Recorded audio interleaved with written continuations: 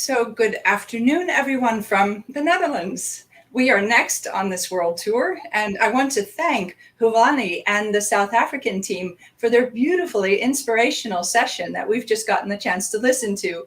So as we go around the world, the other person that we must give some attention is to thank Ayumi for setting up this amazing world tour and for all of her dedication to the mission of closing the gap for 5 million girls and women in the field of technology between today and 2030. It's such a pleasure to be here with all of you. And my name is Cara Antoine, and I am here with my esteemed colleague and an amazing lineup of speakers who shall introduce you to in just a moment. And I will introduce my colleague Grace first. But first, the name of our session, because we're here to talk about digital equity for all, and in particular, why companies should care about digital inclusion.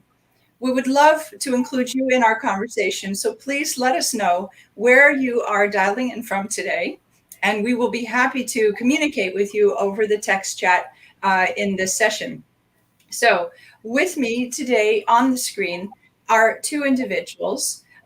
One is Grace Galdos, and Grace is joining us as our purpose-driven innovation director for Women in Tech in the Netherlands, and also a brand and marketing manager at SAP. We are also joined on the screen by a Dutch sign language interpreter. And I wanted to let you know that today I am wearing a red jacket and a white blouse with a bow. My hair is up, it's a little bit blonde, and I have on glasses today.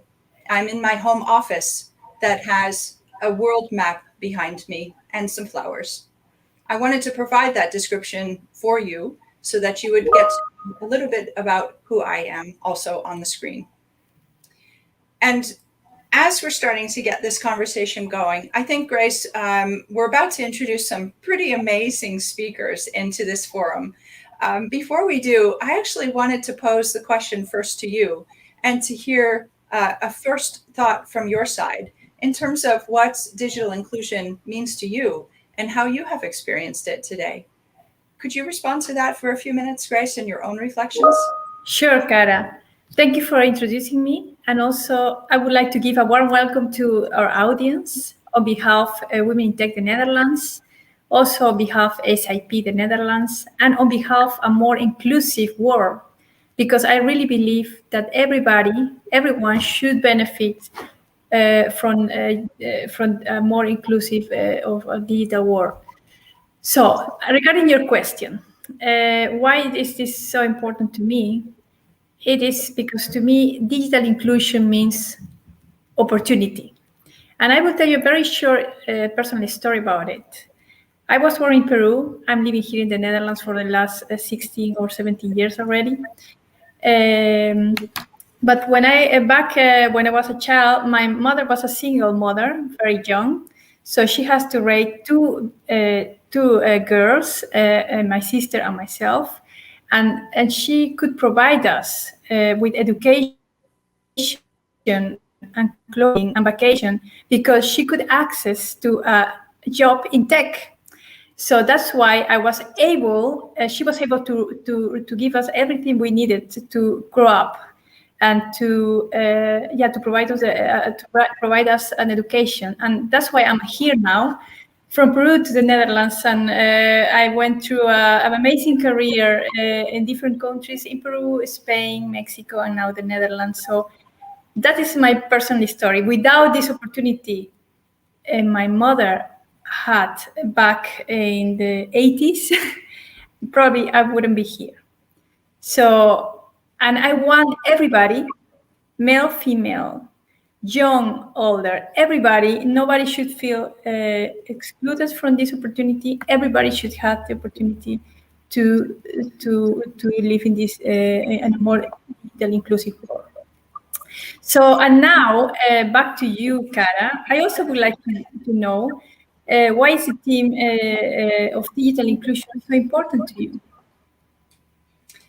Yeah, thanks, Grace. And thanks for sharing the personal story, because I think that's what really makes a difference, is when we learn from each other's experiences. And mine is on a different theme. And I would start in the context of sharing that If we understand that 20% of our world's population, 1/5 of the planet, 1.3 billion people, are all dealing with some type of an impairment, including me, then I ask the question of how do we ensure that we enable every person to have access and who feel included and equitable in this digital era. For me, it comes through blindness. So I lost my left eye a number of years ago during a business trip. And as I was making my way back into the workplace, into society, and back into my life, I heavily leaned on digital tools and technologies to help me navigate. I listened to speech to text to speech devices and solutions in order to be able to access the content that I wanted to read or hear or listen to. I looked at tools online that would help me to enlarge and make the content much more readable for me, considering I was only dealing with 50% of my vision at this time. And when I got back into the workplace, we were all treated equitably in the sense that we're given computers to do our work. However, for me, the standard computer wasn't helping me to actually do the work I needed to do every day. I needed a really big external monitor in order to see the work behind the screen or on the screen. And so I was advised by the Blind Institute of the Netherlands, called Visio here, to purchase a large-scale monitor and connect that to my PC. And there were policies in the company I was working with at that time that said that wasn't a standard purchase. And I was told I had to return the equipment or pay for it myself. And at that moment, I just thought there's an opportunity for us to do better. We need to ensure that we look at the different circumstances that people are in on a case-by-case basis, which you might think from a large-scale organization, 120,000 people, how do you do that one by one? But it's so essential to do so and to understand what everyone's dealing with to empower them and enable them to be successful in their daily work. So I think for me, digital inclusion is very much a part of making sure that everyone feels included, that every individual feels that they can achieve all they want to achieve in their daily life, in their society, and at work. And how important that is to look at every person as an individual to ensure that they're equipped and empowered to do so. And so that's a very short version, Grace, of my long storyline and how I've learned to cope and how I've learned to deal with visual impairments. But with that, as just a very short warming up, I think, on why it's so important for companies to think about the importance of digital inclusion. We have an amazing lineup of speakers with us today, and I'd like to hand it back over to you to introduce our first speaker. Thank you very much, Karen. Thank you for sharing such an inspiration story and for making something so great out of it. And now I would like to introduce you our first speaker. This is also a colleague from SAP, is Malin Lidan. She's the Vice President of Transformation in Marketing at SAP and is leading a diverse and inclusive and international team. So please, Malin, welcome. And please tell us a little bit more about you and about your vision on digital inclusion. Sure. Thank you so much. And thank you for having me, and thank you for setting this amazing event up. I think these are incredibly important conversations to have, and I'm honored to be part of it. And as you mentioned, my name is Malin Lidén, and I do lead a transformation office in EMEA marketing at SAP.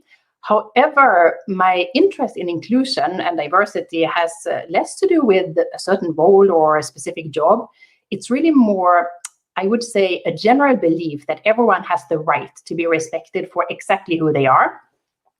And if I reflect on it, I think it has also to do with my roots. I come from Sweden. Originally, I do live in Germany now, but I'm from Sweden. And so I grew up in a society that is very equal, that is very inclusive, and where we have the luxury of being able to expect to be treated with respect, to have equal opportunities, regardless of where you come from, what you look like, what you believe in. And for me, it's like oftentimes this way with privilege.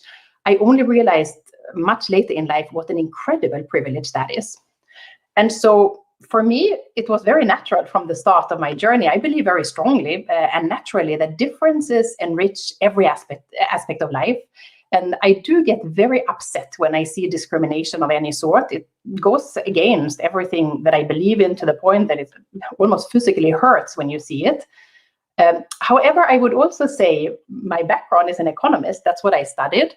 And being an economist by education, I also take a financial interest in diversity. Also bringing it back to my own job situation, I've been fortunate in my career to always work in areas that had to do with innovation, with the challenging the status quo, coming up with new ways of doing things in different ways.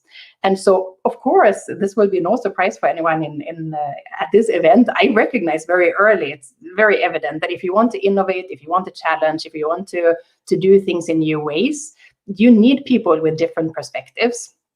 Otherwise, how can you progress? How can you move forward? But I also experienced how hard it is, how easy it is, on the other hand, to fall back into the comfort of similarity, surrounding ourselves with people who are just the same as we are, where everything feels like really cozy and familiar, but where simply no magic happens. And I also have a story around that, and it's a short one, but maybe also helps just illustrate how something that is really natural for us is not natural to maybe others. And this was from one of my first jobs where I really had the opportunity to hire into a team. You know, sometimes you take over a team and the people who are there are the people who are there, but I could hire. And I specifically hired a very diverse team with people from all over the world. And a colleague of mine on the leadership team that I was on said to me on one occasion, you know, Malin, I feel so sorry for you because you have such a distributed team. And in the first instance, I didn't even understand what he meant, but for him, it was something logistical. He said, well, how do you even schedule calls? So many time zones. How do you get people together? And it was an aha moment to me, because it occurred to me that what is so natural for me isn't natural for others. And there are situations where people are willing to sacrifice the huge benefits of diversity for logistical reasons, for convenience. And so this is also just a matter of, I think, mindset that is so important. It's not always articulated this way, but it really determines how you look at, is it an advantage with diversity, or do you feel it a little bit uncomfortable and threatening, or maybe just inconvenient because it makes it harder to schedule calls. But if we talk about diversity, I would argue that there are few people who will say it's not valuable. The value of diversity is, in fact, very well documented. There's research that I've seen that shows that, just as an example, after a certain percentage of women in management teams, there is a significant increase in performance and results. So it's clear that you need a certain critical mass, I would say, of diverse profiles in a group. If you only add the odd one out, the diversity candidate, is not going to be enough. And probably that poor person is going to feel very lonely and most likely not able to change the entire group of people who are all similar to each other. So the problem is that I see with diversity is that it's not enough to just put together a diverse group. There is not going to be any benefit of diversity without inclusion. Without, if we think about what that means, without the minorities feeling valued, being heard, feeling safe enough to bring in those diverse perspectives that by definition will feel a bit foreign and therefore potentially uncomfortable to others around them.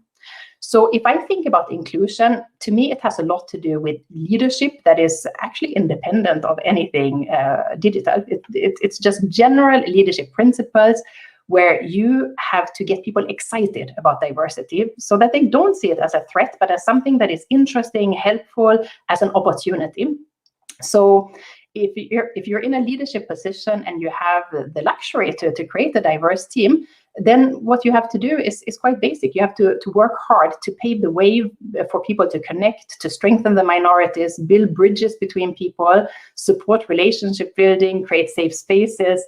That's the foundation. Without that, you're not going to see the value from diversity. But building the bridge to digital inclusion, what technology does do is it supports us as leaders, both when it comes to bringing more diverse people together, think about recruiting, but also helping create those environments where these diverse people that we have now brought together can participate on equal terms and deliver the value that we're hoping to get from these groups.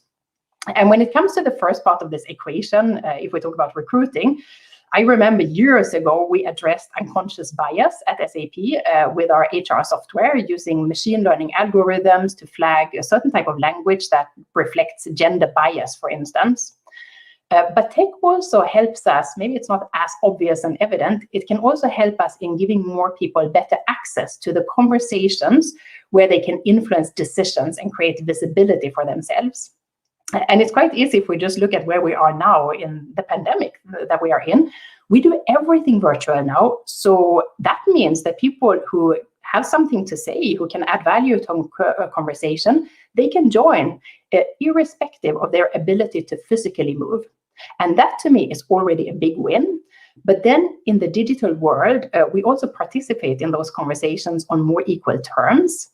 I don't know about you, but I find it, there's something very democratic about Zoom windows that are all the same, irrespective of title or role. And it's also quite refreshing to me to see how all those status symbols that sometimes determine how much space someone gets in a discussion, they fall a little flat in the digital world because you don't arrive to a Zoom session in an impressive car or maybe even a helicopter. And how we dress is a little bit less important when only the head is visible in the Zoom window. And if we think about the appearance, the place where we are, it's not that hard for most people to create a space on just one wall. Yeah, you just need one wall and make it look like a corner office. It's a bit easier in the digital space. And if you can't create the corner office, there is always the background image. Just make sure you don't pick the same as everyone else, because then people will notice. But to conclude my introduction around why I'm passionate about this topic, I really believe that everything starts with awareness. If we are privileged, this is the difficult part with privilege. If we are privileged, we don't see the issues. But technology can help us identify the issues, hold the mirror to our faces a little bit, but also help us analyze and experience these issues in a different way that hopefully ultimately also makes us much more likely to take action. And that to me is exciting because words matter. Talking about things is important, but action really matters more.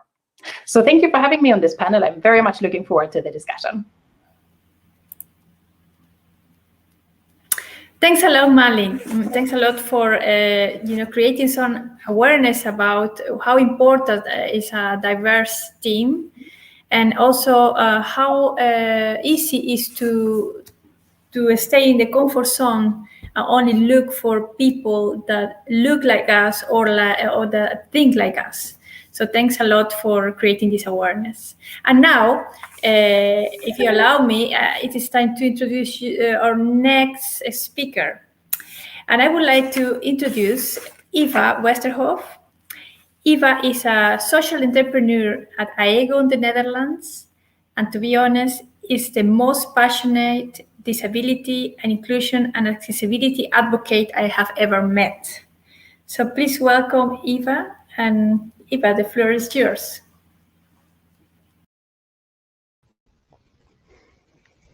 Thank you for that introduction. And I think it's good if I start with a little explanation.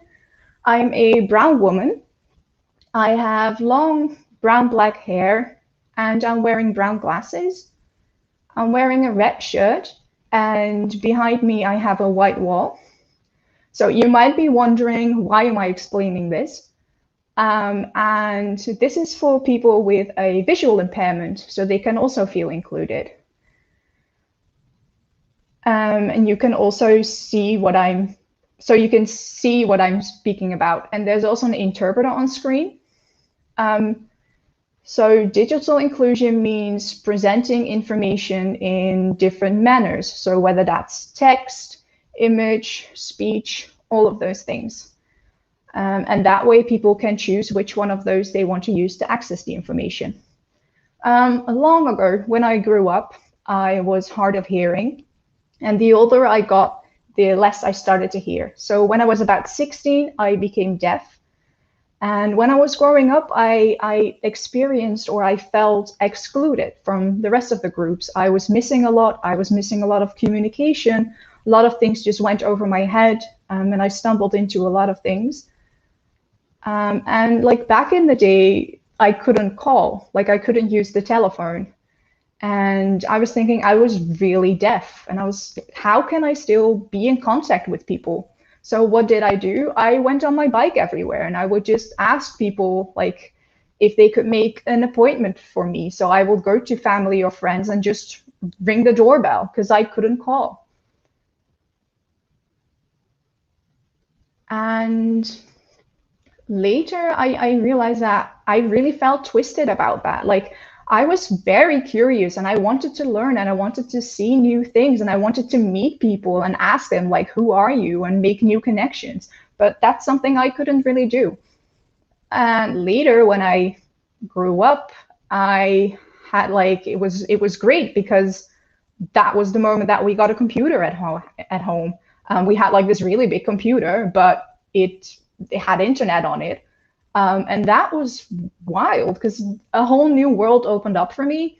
And suddenly information was accessible, and I could communicate with people. There was the email that started back then. So I didn't have to bike to friends and family anymore. I could just use emails to ask questions and connect with people.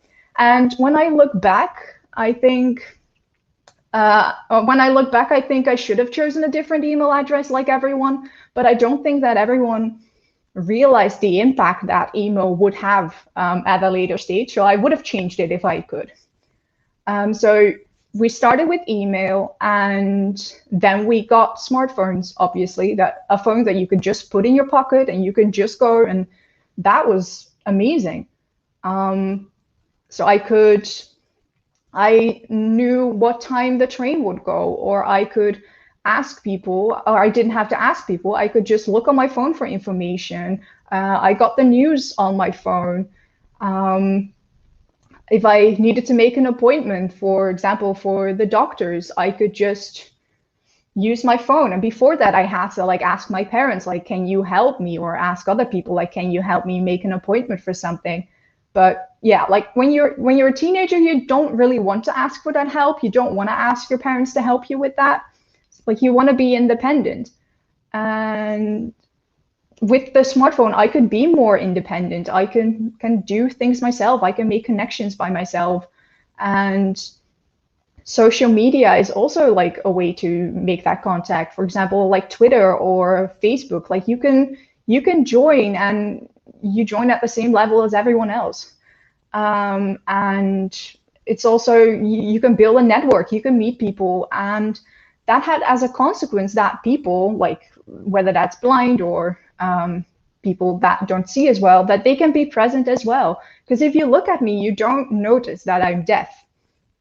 But now that the digital world has more opened up, there's more deaf people in there as well. There's blind people. People with all sorts of disabilities are in the digital world, and the digital world has opened up for them. So I'm really happy with that. And the development and all the opportunities that gave me as well. But at the same time,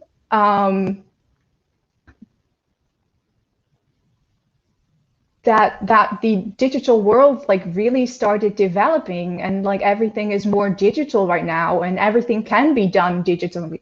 That also means that the accessibility to things has become less, because if you look at video content online, for example, most of them don't have captioning or subtitles, so I can't hear it, so I don't know what's being said.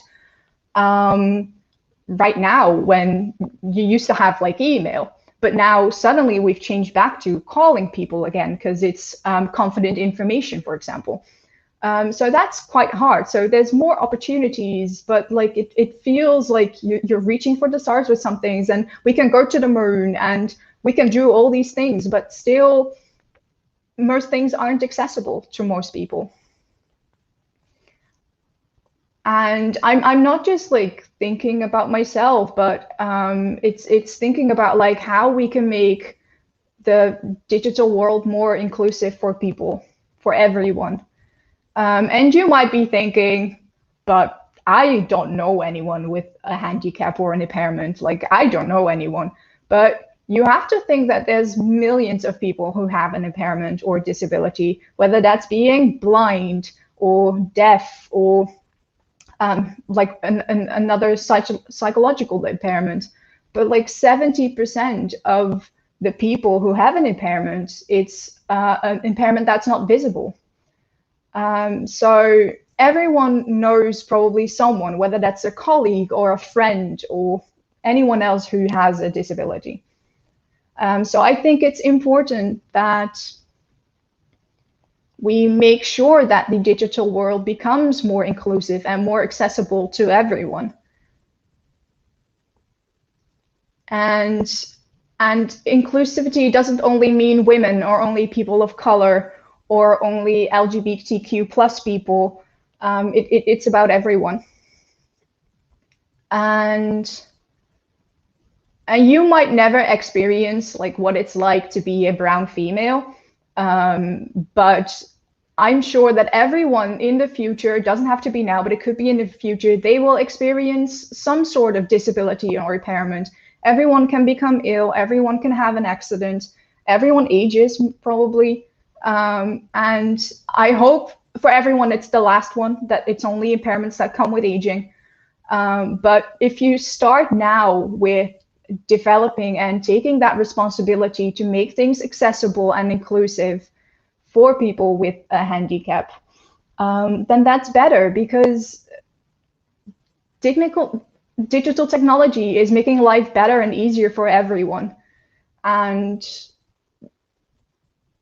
And people with a disability really need it right now, because they can participate in things, they can use it at work, and they can use it in their lives. And that's why I'm happy to be here and to talk about this topic, because I think it's great that women in tech focus on this, because yeah, it really gives us the opportunity to explain those things and to talk about digital inclusion and to put it on the agenda. And I hope that that also inspires people. Absolutely. Absolutely. You inspire people, Eva. Thanks for your story. And I would like to personally thank you for educating us, to understand that not all one size fits all, that we have to take into consideration people with different disabilities. I totally agree with you. Not all disabilities are visible.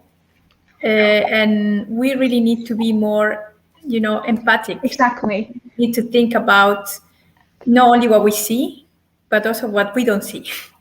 And I really am, I'm very emotional, because you can see how blind we can be without being blind. And thank you for that. I will really be more mindful next time in an event or when I am in a platform. Thanks for that. And now I would like to invite our next speaker. This is Jean Smith. Jean Smith is a senior accessibility specialist at Atos. And for Jean, accessibility and inclusion are two words that are always part of the conversation. So please, Jean, welcome, and please tell us more about yourself and your perspectives. Okay, thank you, Grace. It's a real privilege to be invited to speak here. I'm a white male in my mid-50s with classic male pattern baldness and grey hair. I'm wearing glasses, and I have a mock background on because I'm currently presenting from my house. I became interested in inclusion primarily because I realised that I came from a very privileged place and time where everything was actually available to me from an educational point of view. In previous generations, that hadn't been the case. So I became interested in ensuring that everyone had the ability to actually take part and participate to the level to which they wanted. And that's where I really became interested in accessibility. And I work in an enterprise environment, ensuring that accessibility is is always considered and part of the conversations that we have. Eva's talked a little bit about accessibility, so I won't go into too much detail about it. I'll touch on it now and again, but what I want to talk about really is why companies should actually be interested in digital inclusion and why they should really care about it. Now, first of all, one of the main reasons they should care, and I'm going to get rid of this really quickly and deal with it, are legal reasons, because we have equality legislation throughout the world that is actually forcing companies to address inclusion. Now, the reason I'm addressing this first is because it's actually the worst reason that a company should be interested in digital inclusion, because when we simply take a legal approach, all we do is meet standards, meet minimum standards, and then forget. And that's it done. And so what we should be doing is actually aiming to be much, much better than that. And if a company is going to do that, a company has to realize the benefits of digital inclusion rather than see it as something that they have to do. Now, what are these benefits that we have? First of all, the benefits, it's making it accessible to, we have a pool of employees, because at the moment, most companies are in a competitive market for employees. So a company actually has to be able to cast its net wide to make sure it gets the best employees it can. And if a company is to do that, it has to be digitally inclusive. Because if we exclude, say, for example, the people with disabilities, we're excluding 20% of the world's population from that. So we need to ensure through digital inclusion that the employee pool we have is as wide as possible. It also allows us to have a greater geographic spread of employees. I currently live in Ireland, and one of the issues that they had is recruiting people to work in the IT industry in Dublin. It became very expensive to move to Dublin. You had to have, and you also needed people from all over the world because these were multinationals. So by being digitally inclusive, it means that your workforce doesn't have to be located near your headquarters. So it would allow, say, for instance, if you wanted people to speak French, to actually work from France, although your company's in Dublin. So that geographic spread is really important to a company. And if you're not digitally inclusive, you miss out on all these opportunities that you have for people. So the other more important aspect I'd look at as well is that by being digitally inclusive, you can have a much more diverse employee group, and that will now, as Alan mentioned, diversity is not enough. You need also to make sure that everyone can contribute, and that's where our digital tools enable that to happen. Now, why are diverse employees important? Diverse employees are important because it allows a greater variety of thinking and ideas to come through. And one example I'd like to highlight there is actually the neurodiverse community that we have. The neurodiverse community often prefer to communicate digitally. Now, I need to be careful when I say this because I need to be careful when I say this because, as was said by one of my colleagues who worked in the BBC, when you've met one autistic person, you've met one autistic person. So we need to be careful about generalising, but usually people in the neurodiverse community tend to think and see the world slightly differently. And that slight difference in processing and seeing the world is what generates innovation. So the diverse employees that we have help us generate better systems, and that can only be done really through digital inclusion. This drives new ways of working. Now, one of the killers of innovation is the attitude that it's always been done this way. It's okay, and that simply because things have always been done that way, nothing ever changes. So if we introduce people who have different viewpoints and are as inclusive as possible, we will see, is there a different way to do it? Can we think differently? And this is really where the whole point of inclusion there is to have all sorts of different ideas coming in. Now, one of the advantages I would say about people who've been excluded before is they're used to dealing with barriers. They're used to having to think outside the box, and they're used to having to develop new ideas and new ways of doing things. And that's really what drives innovation there. Now, the one thing we need to be careful of is actually the amount of information that digital inclusion provides, because we need to be really careful as a company about overloading people. Okay, because since the pandemic has forced me to be working from home, I find I have a lot more meetings. I'm on all the time, and I find it quite tiring. So we need to be careful with part of our digital inclusion is that we don't burn people out with that as well. So that's another important aspect of that.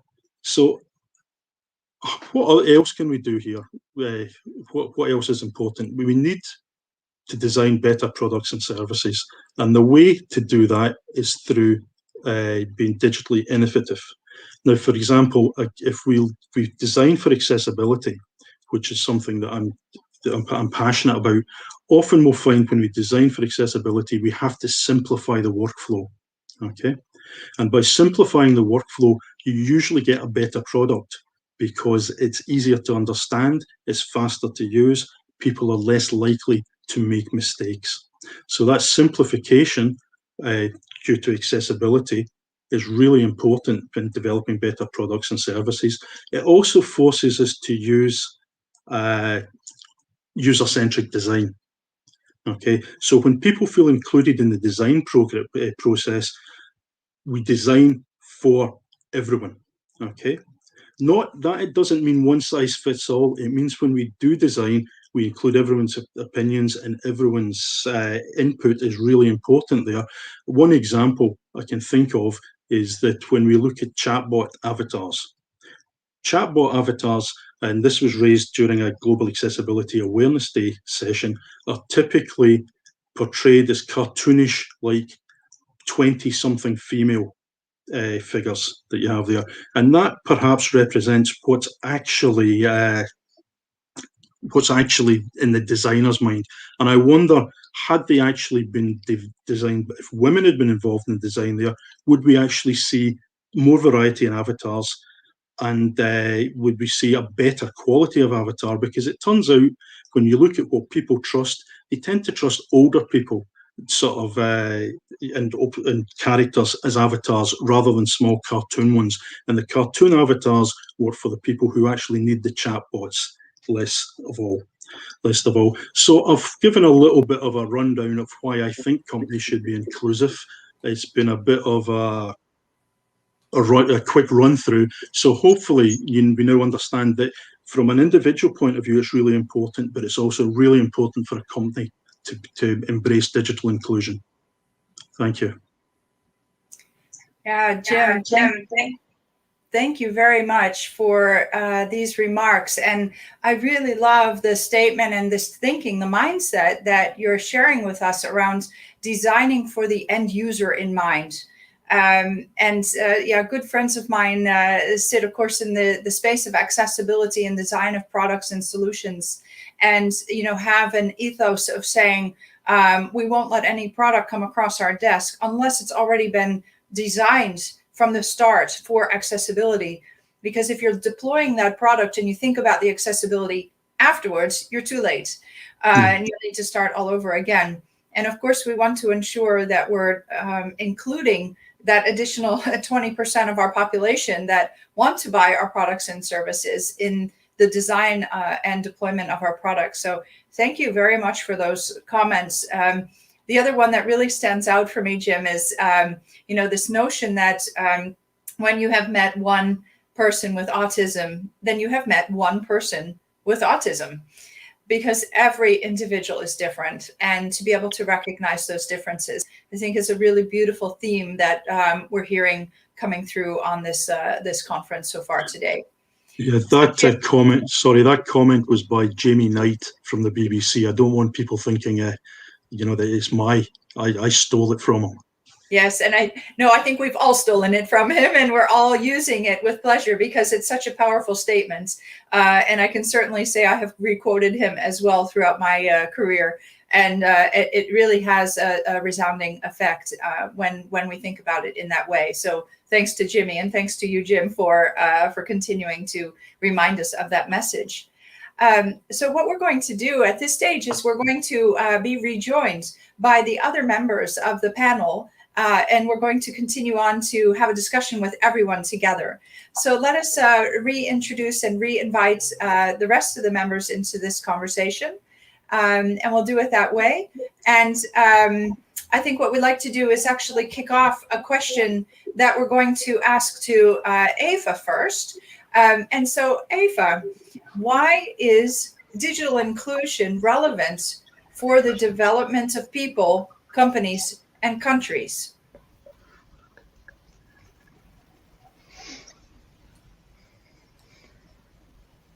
Like Jim already said, there are so many reasons why it's important. And if I had to pick one, I would say that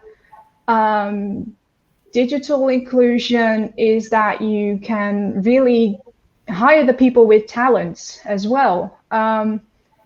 And they might not be able to use their talents at this moment because it's not digitally accessible for them. But if you include them and you get all that talent within your group or your company, you get a better workflow as well. You get more creative ideas, and that will help you with the process. And it's an advantage for everyone.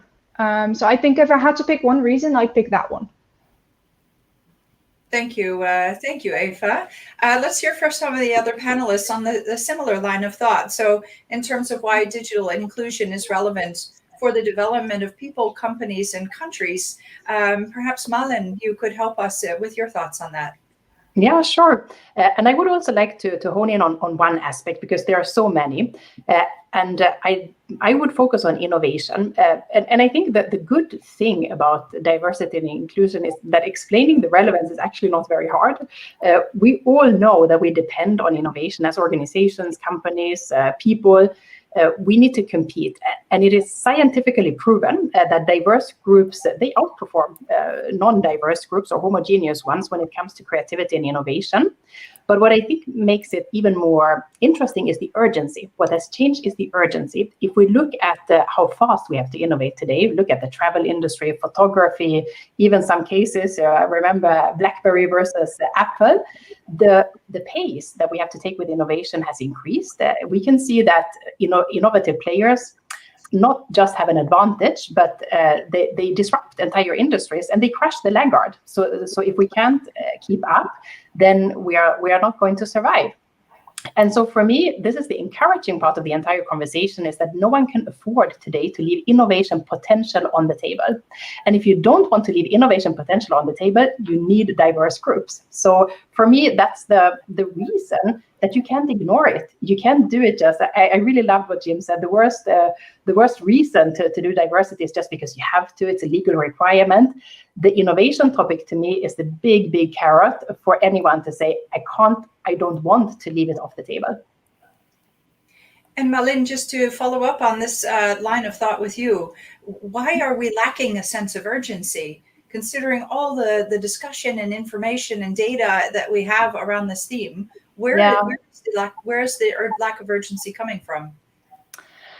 I think it comes back to what we said earlier too. It's just the power of doing things the way that we are used to. The example that I mentioned in my initial story, how someone said, I feel sorry for you because you have such a distributed team. It just shows how easy it is to fall back in old habits, to stay in the comfort zone, to stay in our bubble, because things may appear, and I think maybe this is an important reason, things may appear that it's much more efficient. If you have people who are the same around you, you will have the feeling, I can move faster because they understand me, right? They know exactly what I mean because they think the same. We come from the same background. We have the same education, experience. So it feels like you're moving faster, and then you don't see what you don't see, right? So you don't see the innovation potential that you leave on the side, and you end up wondering, why are the other ones faster? Why did I lose this race?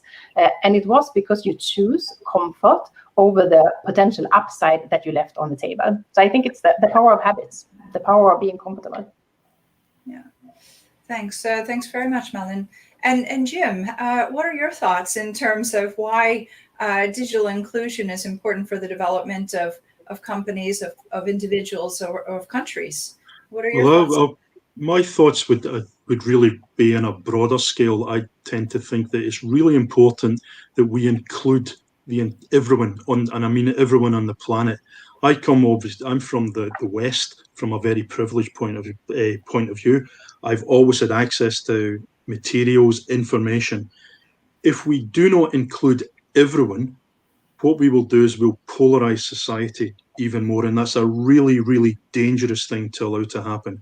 So digital inclusion allows everyone, not just the few privileged, to access to information, to jobs, to development, to give them that chance to achieve that would often be denied of them. And I think that's one of the really important reasons we have to drive that, because if we don't, what we will do is build inequalities on a global scale into the system. And if we do not address that, that's going to be a real issue in a few years' time. Right. Okay. Well, let's explore some of those issues a little further. Grace, if perhaps I could hand it back over to you for the next question. Yes, thank you, Cara, and thanks everybody for your answers. Now, Malin, you share a lot about how are you, your approach in your role at SAP. How are you embracing digital inclusion? But now I would like to know a little bit more about your experience. How are you experiencing digital inclusion yourself as an individual? Yeah, I thought a lot about this when I was preparing for the panel, because obviously, as I said in the beginning, I come from a very privileged background. I've had a lot of opportunity, but for me, digital inclusion is about participation. And this is also where I can relate personally the best. And I will do it around a simple example. In my experience, networking is the most important factor for career success. It is sometimes maybe a bit sad, but it's often not what you know, but it's who you know that determines if you're going to get that big job. And if we think about it, where do you network the best? Again, an observation that I've made is that it is to a large degree on this evening events, the in-person gatherings, the evening functions that only in the first place few have access to. Because they don't have the budget to travel, or they don't have the ability to travel. So only few have access in the first place. But then it's also about being comfortable in those settings, even if you do have access. So I've seen firsthand very clearly what a huge career advantage those people have who can go to those functions, but also build the relationships that push their careers. But even within that privileged group, even if you have access, there's a clear advantage for those who feel good in these type of environments. Here is where really segregation in winners and losers, if you look at the career game, start. You can't come. And this is also, I think, particularly relevant for women. Even if you have travel budget in your function to go, and maybe you have family responsibilities, and you can't build your career based on the ability to be on an internal roadshow to go from place to place. Or if you're like me, and here's where my personal story comes in, I don't enjoy the drinking until the morning, staying in very loud environments. This is not my place. I have a relatively soft voice. Noise makes me really tired very quickly. I'm slightly on the introvert side of the spectrum. And I need more than a few hours of sleep. Even when I was younger, I needed more than a few hours of sleep to be effective on the next day. So you will never see me in the bar at 3 a.m., entertaining a crowd. It's just not me. It takes actually a huge effort for me to participate even at the minimum level in these type of situations that I know are so important to build a career. And I'm aware that this has not maybe helped my career. I've done fairly well regardless of that, but I've seen what an advantage other people have in these situations. And here I'm very aware that there are people who have a lot more difficulty than me, and there are things that I never thought about before. If you're an extreme introvert, what do you do in those settings? If you have anxieties in crowds, what do you do in those settings? It becomes very difficult. If you have issues with alcohol, then it becomes very difficult to work the space at an evening event. It may be almost impossible for you to attend. Even I heard a woman who say, I'm short. Or if you sit in a wheelchair, then people are standing in a crowd and you're looking sort of at the level here, and you feel like I'm not seen, and people can't hear me. It makes it very difficult. These are small, maybe seemingly small, but very subtle ways to shut people out of conversations that may have a real impact on career development. And here is where, just to conclude my argument on this one, here is where I see that the digital space is radically different, refreshingly different. It is much more in the conversations today about the content than what happens at the side of the event where this networking was going on. Now, maybe sometimes also the boys' club settings that also only few people have access to. So I believe that the digital space, the virtual space that we are in now, does a lot for inclusion and participation that can support our careers. So that's sort of my personal angle to participation and how I experience inclusion from what I want to recognize as a very privileged point of view. Thank you, Kari. Thank you, Malin. Very interesting your story, because indeed, if you are not allowed to join an event, a physical event, or you don't want to because the environment is not really friendly for you. I think with this digital environment, everybody can be able to do that, right? Or almost everybody. Yeah. More people. Mm-hmm. Okay, thanks a lot. And now we'll hand over to you, Kara. Yeah, thanks very much. And Malin, thank you for these great examples. We started the conversation today even with a little bit of emotion and sharing some very personal examples on how digital inclusion have impacted ourselves. Grace, her personal story, and mine, which still chokes me up a little bit sometimes when I talk about that publicly. But I wanted to turn back over to Jim and to Eva, and to ask first to Jim. So perhaps you could share with us also some examples about how digital inclusion has impacted your life or your career, and what this has really meant to you. Well, there's really two aspects. From an organizational point of view, it allowed me to join and work with a virtual team. But that happened about 7 years ago, that I started working in accessibility with a team that's based in London. Now, I don't live in London, I live in Ireland, and it's a significant travel distance, but I was able to forge a career in accessibility simply because digital inclusion allowed me to do that. Now, we would have some physical meetings, but most of the time I work remotely with a remote team, and that team is dispersed now. It's dispersed throughout the UK. We're in the process of growing it. It's now dispersed throughout Europe and hopefully globally. So digital inclusion allows me to participate in a much wider scale than I would be able to, and deal and meet a much wider variety of people as well, which enriches my work experience and also makes me better at my job. And at a personal level, it also means that, for instance, to move my career, I don't actually have to physically move, because it would mean my partner would have to move, or I would have to move with her. My children were in school. Now, fortunately, they're a bit older now, so they're in college, and that. But that digital inclusion allows me to participate without disrupting my family or without uprooting and moving about. So it's allowed my career to progress that way. On a more personal level, I found, as I said, I'm in my mid-50s, and most disabilities are actually acquired. People often believe that people are born with a disability. Most people acquire them, and I think the median age for acquiring a disability is 54. Okay, I'm beginning to benefit from accessibility features that I never used before. For instance, I use subtitles all the time now because I don't hear quite as well as I used to, or I'm much more distracted by other noises than I was. I tend to hate tiny points in PowerPoint and on Excel spreadsheets, so I use screen magnification. So this digital inclusion and accessibility is allowing me to continue to enjoy my work. And that's going to become more important because I think we're all going to be working till we're a lot older. The days of people retiring and stopping working in their 50s is gone, sort of thing. So, and as I get older, I'm going to rely more and more on digital inclusion, because I used to enjoy traveling and going to things.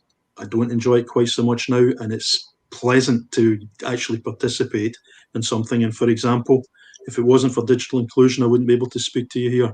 So it makes my life much easier. It gives me so many more opportunities, and I'm actually really grateful for the ability to do this through things being inclusive digitally. Yeah, thank you, Jim. So many of the points you just mentioned resonate very close also to me. And so thank you for those examples. Eva, could I turn to you and ask for your reflections on what digital inclusion means for you and how it's impacted your life or your career? It has had a big impact. So, for example, I'm a deaf person, and there's many times that I've heard from, oh, you can't do this or you can't do that. And with digital inclusion, it means that I can do things, and I am allowed to do things, and it's possible to do those things. I can just do them.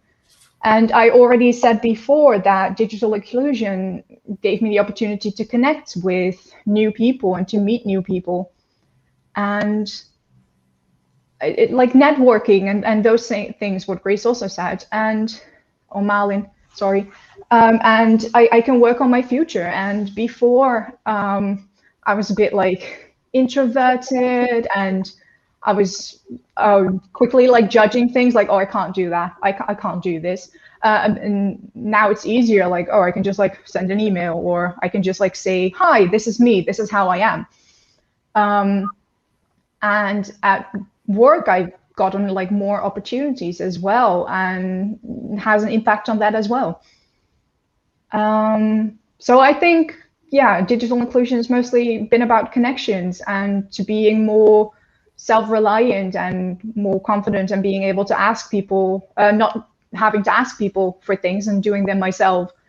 So yeah, I think it's made me more self-sufficient. Yeah. I've been able to get more information, and it really has impacted my life in a big way. That's also like I can work from home now as well. Everyone's like, oh, it's so boring working at home, but like you don't have to travel, and travel is usually quite frustrating for me as well, because you have all the announcements and all the signs that I can't follow. But now I can just sit at home and use signs, and everything can be online, and I think that's great. So it's only like positives for me, really. It's so profound, really, Eva. I think I can only start to imagine with you, and through some of my own personal experiences dealing with visual impairments. But it's really profound, and I love the way you summarize that with that word connections, which fundamentally every human needs and desires and craves. So thank you for that. Grace, I think I'd like to hand it back to you in our last 2 minutes of our session today to do a speed round with everyone. Perhaps you could help us to wrap up for today. Yes, thank you, Cara. And because we don't have too much time, I just would like to ask you if you could describe a digital inclusion in one word to you, or two. To me, is, for example, digital inclusion is equals opportunity.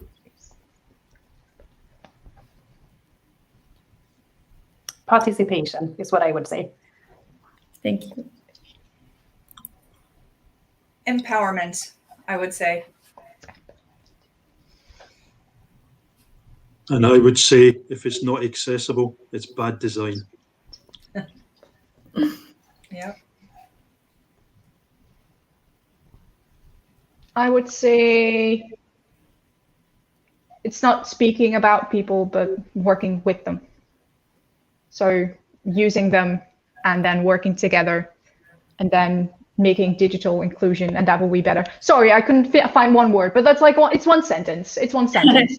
It's great. Thanks a lot. Thanks a lot for your inspiring stories. Thanks to everybody.